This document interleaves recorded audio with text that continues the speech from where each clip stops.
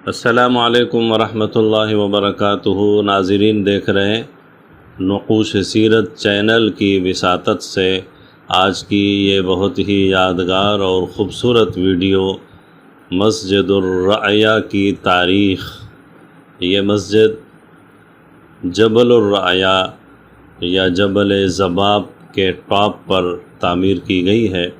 حضرت عمر بن عبدالعزیز رحمۃ اللہ علیہ جب مدینہ منورہ کے گورنر تھے تو انہوں نے یہ مسجد تعمیر کروائی تھی، چونکہ اس مقام پر رسول قائد صلی اللہ علیہ وسلم کا خیمہ نصب تھا اور جنگی علم پرچم لہرا رہا تھا۔ اس وجہ سے اس مسجد کا نام ہے مسجد الرعیہ، یعنی جھنڈے والی مسجد۔ یہ مسجد مختلف زمانوں میں تعمیر ہوتی رہی۔ یہ اس مسجد کی قدیم تعمیر کے مناظر ہیں جو آپ دیکھ رہے ہیں۔ موجودہ سعودی حکومت نے اس مسجد کو بہت ہی خوبصورت اور شاندار انداز میں جدید تعمیر کیا ہے۔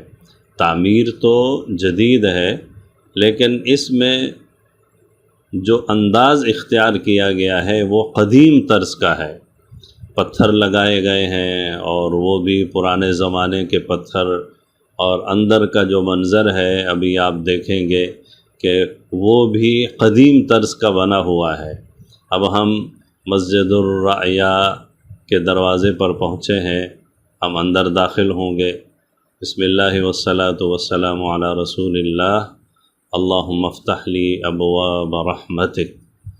یہ دیکھیں ناظرین، یہ ہے مسجد الرعیہ، اور اس کو دیکھیں کہ بہت ہی خوبصورت اور قدیم طرز سے اس مسجد کو تعمیر کیا گیا ہے۔ مسجد الرعیہ حضرت صلی اللہ علیہ وسلم کا خیمہ یہاں نصب تھا، جنگی جھنڈا پرچم یہاں لہرا رہا تھا۔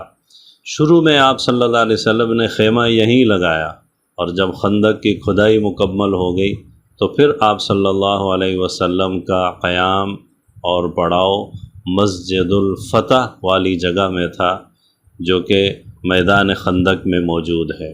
اس جدید تعمیر میں مسجد رعیہ کے اندر چھوٹے چھوٹے کتبوں پر شہدائے خندق کے نام بھی لکھے گئے ہیں، جو کہ آپ دیکھ رہے ہیں۔ اور غزوہ خندق میں بہت سارے سیرت نگاروں کے بقول 6 صحابہ شہید ہوئے، اور کچھ حضرات کے بقول 8 صحابہ رضی اللہ عنہم شہید ہوئے۔ یہ ہے ناظرین مسجد الرعیہ۔